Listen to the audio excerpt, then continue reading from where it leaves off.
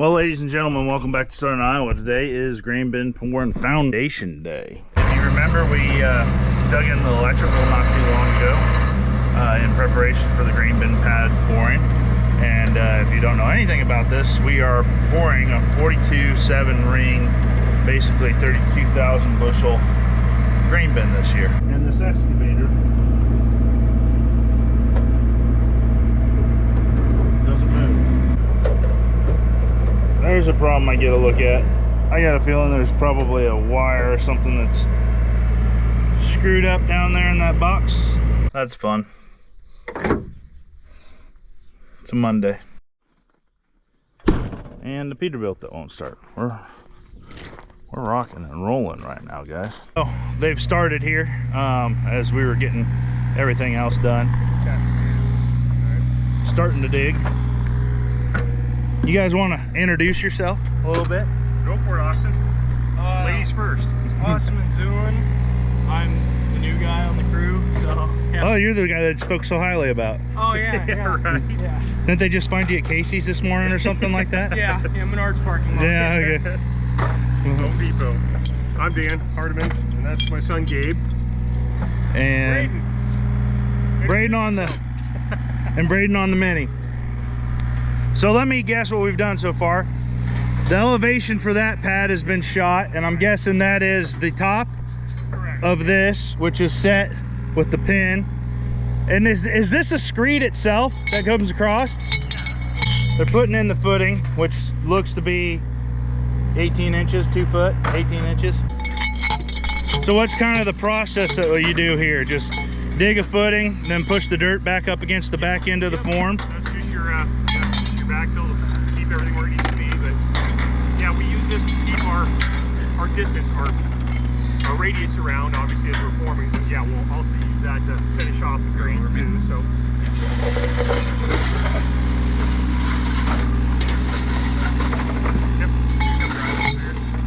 So typically, how many yards of concrete will go into a foundation like this, do you think? I'm thinking somewhere in the 70s to maybe 80s, depending.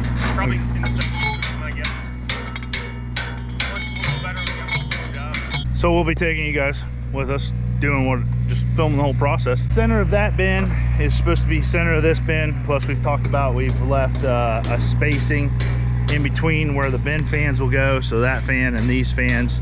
And right there's the electrical stubbed in, so we'll have to dig in this last section to mount the box. But we'll just film some work here for you guys today, and I'll try and ask the questions that I might have to answer them for you. As we get ready to start this construction, which I've chatted with you guys about, is that we continued our partnership with GSI this year. I want to kind of like let you guys know is that, you know, what you see as in this construction wise is that it's not kind of just willy-nilly, and that's I think a technical term. It's been planned out, and I've used a lot of the resources that GSI can provide to you guys, especially on their website, you know, to kind of plan out what my plans are for possibly this grain storage facility. You know, so if you go to their website, there's a lot of things about, you know, choosing a grain bin location that you can read through. That one's been super helpful for me. There's kind of like how-to stuff around the grain views, different types of you know, videos on how the products work and everything like that. So it's like, if you're really kind of starting to think about having a grain storage facility, go to their website, use some of those resources. Look at some of the videos that I've done for them too, to help you kind of plan and really get things dialed in, because they're providing a lot of good resources. I'm trying to provide a lot of good resources. That one's kind of up to you guys, to avoid when I went and looked at a lot of grain bin facilities, what some of the guys that built them always seem to say. I wish I would have done this differently, as in put a grain bin in a different spot, choosing a different location, the way they arranged their grain bins, the electricity that they decided to bring in or didn't bring in, aka 3-phase or single phase. All those things, you know, can end up costing you down the road. And if you look at some of these free resources that GSI is providing to us on their website, it might save you some money. So head on over to the GSI website, take a look at it and follow along with us the rest of the video. Get this foundation put in.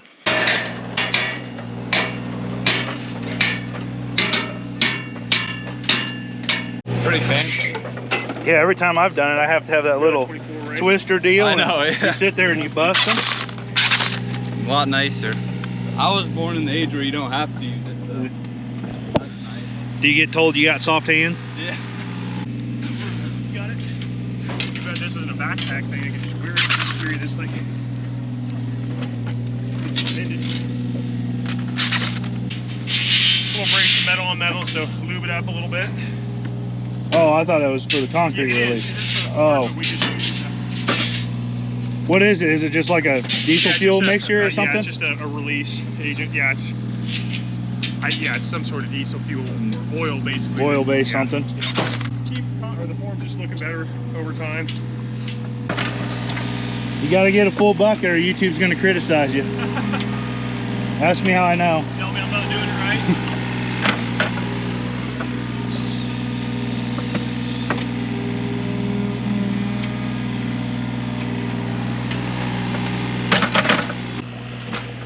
So is the form set in the easy part of the job, or is it harder than pouring the concrete part?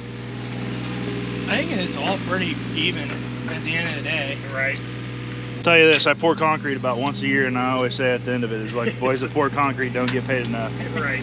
It's like, it's a wet looking liquid, why is it so heavy? Yeah, we'll have a pump, so that makes it a lot easier too, you know. Put it right where you need it, you know. You go down over here? No, it's good. It's just the dog there just turning on me. Yep. I'm ready for.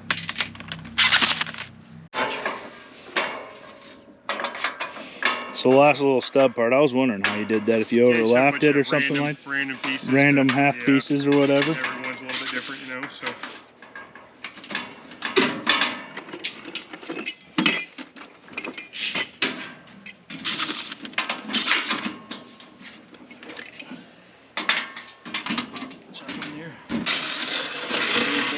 Maybe not. I have a 26, otherwise. Spare any over there? Yeah, we're way in here and way out there, so we gotta.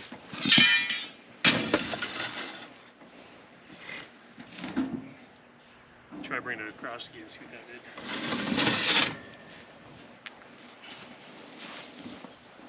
Pull it out a little bit here. A little bit back. There. I think that's doable. Not too bad. No. So they got the forms put up, and but that took they were probably here at 8:30. It's 10:30, 2 hours to get that done. That's a pretty good time.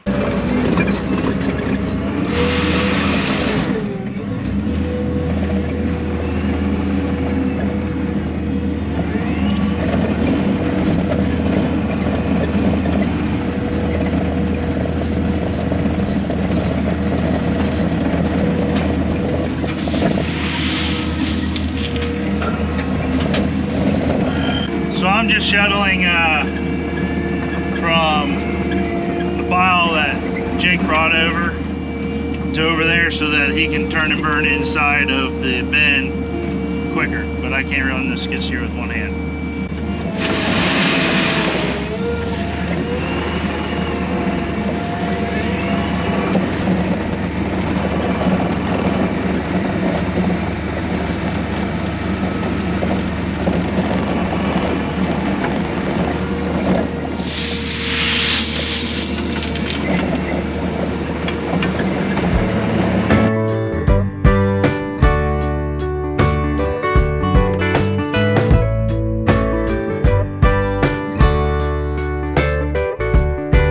I was raised on a plain somewhere out in Oklahoma, shooting BB guns at old Coke cans. I swore I was John Wayne, and my daddy pumped wells just outside of Dover. His daddy take me down to the river to fish our days away.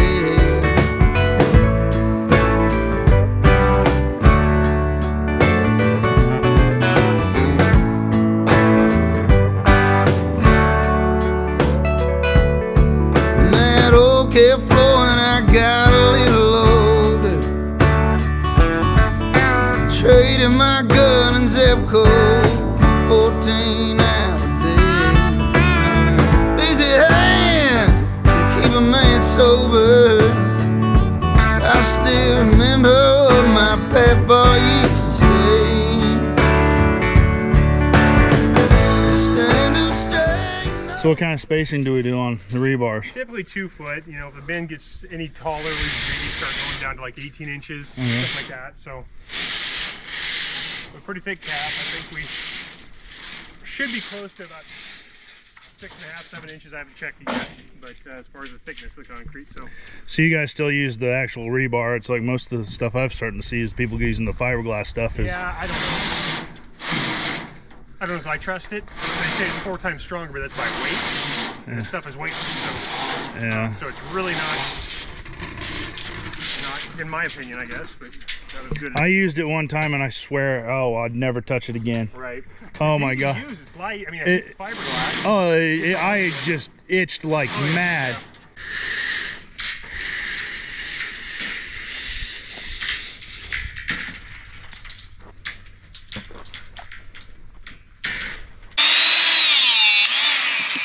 Oh, that thing is neat. Yeah, you don't want to get your finger in that. Let me get close to you. All right, go ahead.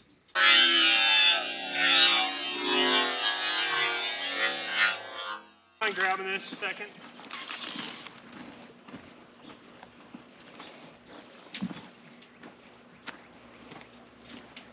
Thank you. We don't need any more bar anywhere, guys. Well, after a little lunch break and a shade break, the pump truck's here and the first concrete truck has showed up. Let's get the pouring.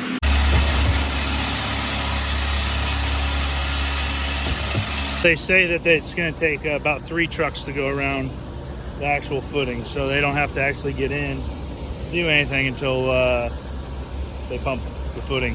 So they get to just hang out until then. This is Remington with First Burgers, right? Yep. So how does one of these pump trucks kind of work? Give us the dumbed down version real quick. Well, it's got 2 hydraulic cylinders up here.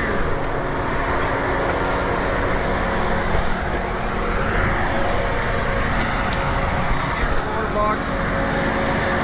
And the cylinders will, one goes up, one comes down, type of deal. Yeah, and I could see that when I was sloshing it. You could see it slosh. That's got a long stroke to it, doesn't it? Yep. Yeah, that mud cup will come all the way up to right there. And then it shoves up and through. And Yep. how long of a stick does this have? This is a 42 meter. It'll reach about 113. 113. You were saying how many yards an hour can you pump? Oh, it all depends. Bigger hose, you can pump 130, 140, 150. It all depends how well you pump it.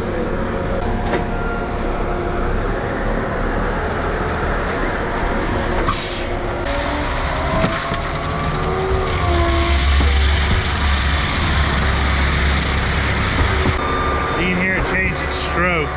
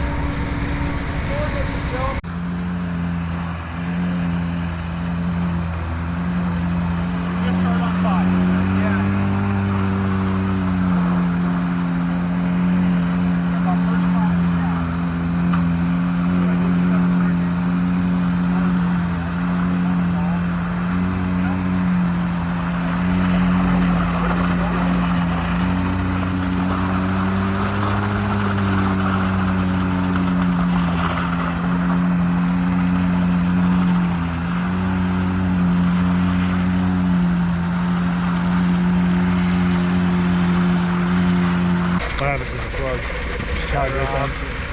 Hit it with the hammer, kick it a little bit. Usually they come through. It's got the 2 hoses there. Is that water?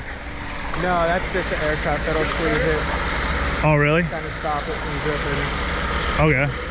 The plug, if you sit there for too long, yeah, it'll squeeze the water out of it. You know? So that just basically pinches it off so that you can move it around without dropping concrete all over everything.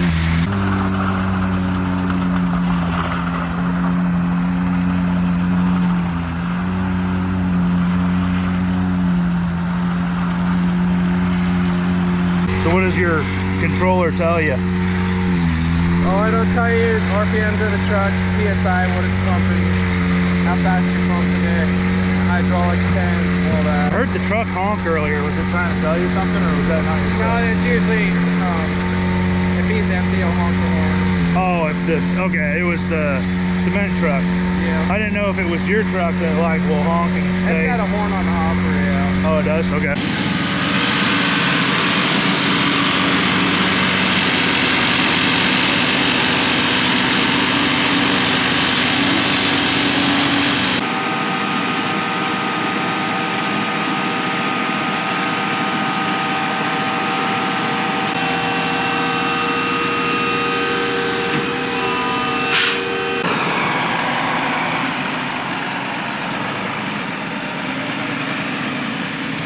Get away from the truck so you guys can hear me, but the GoPro died on that last little bit of time lapse.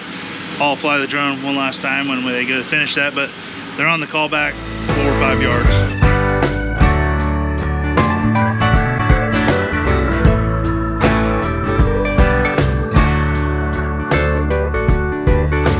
And I left town when I got a little bolder,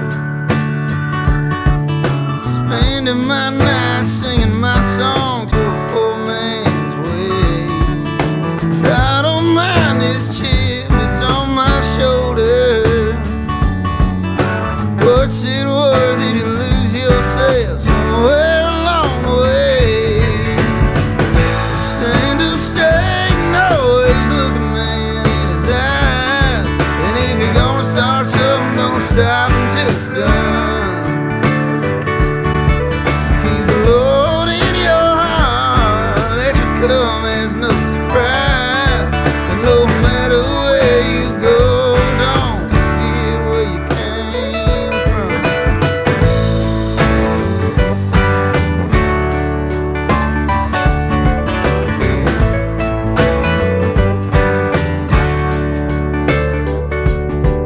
Now Papa's gone and this world's a little colder. Buried alone, chiseled in stone in them Oklahoma plains.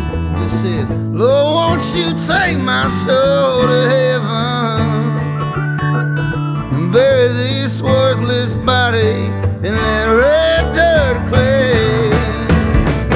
Stand up straight and always look a man in his eyes. And if you're gonna start something, don't stop until it's done.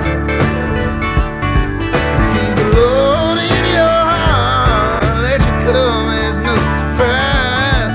No matter where you go, oh, no matter where you go, don't forget where you came from. Don't forget where you came from. Oh, don't forget where you came from. And no matter where you go, don't forget where you came from.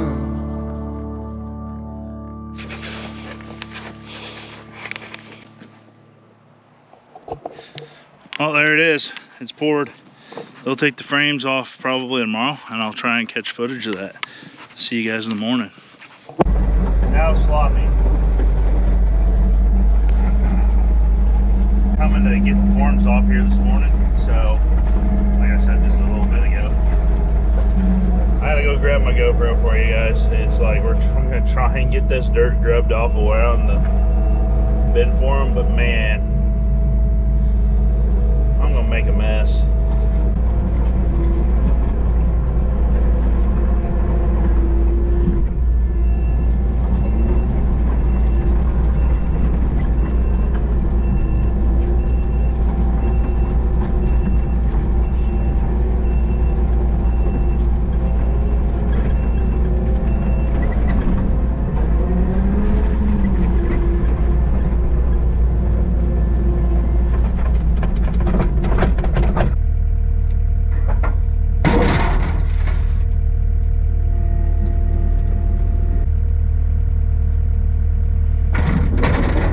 so forms are off. We're gonna lay out the, and this is Tim, IGS. Iowa Grain Systems. Yeah. Yep. So we're gonna mark out unload, doors, probably, and fans real quick. Yep. So that when the crew shows up, Yep. the layout's kind of done. Yeah, I would probably say, yeah, unload probably straight that way. So then, like I said, typically we put our door right beside it this way, so the sweep cleans out in front. You okay with that? Yep, that works. So the stairs, that's a great question. I was just actually going to ask you about the stairs. So my thought was if we did 2 more bins to the south, Yep. that maybe those 2 bins could share a stair. If that's if not this bin sharing a ladder, but that would be like, it would be like, imagine those 2 there, those 2 would share a ladder, because if I do these 2 that share a ladder, then this one's got to go, you got to go up and over and up and over to get to that one, right? You can do that too. So this next bin we can do roof stairs up and then back down to catch that last bin. That way you access all 3 from this bin, unless you'd rather do that from this. That sounds that'd probably be more expensive than. Well, either way, you can just have this one be standalone. You mean? Well, so the reason I thought about that was if I took my stairs here, Yep. and say I wrapped my stairs up that way, and I had like the manhole over here. Then for the leg or other stuff like that, I'm already up over that way to kind of, you know. So you're thinking like kind of off here to the northwest. Well, I'm open to debate on it, I guess, a little bit, because it's like, if I took my ladder up here, and then, you know, if I have to start loading trucks out here, or like any of that stuff, or like the dryer stuff went up over here or anything else like that, then I've already got, like, you know, so say the leg ends up where that pile of dirt is or something like that. Well, who says that you couldn't catwalk it from there, this up to over there? 1 fan right here then? Yeah, we're like the 45, or would it be? That'd be good for your unload too. That one here, kind of one the same angle. Yeah, whatever that works out is.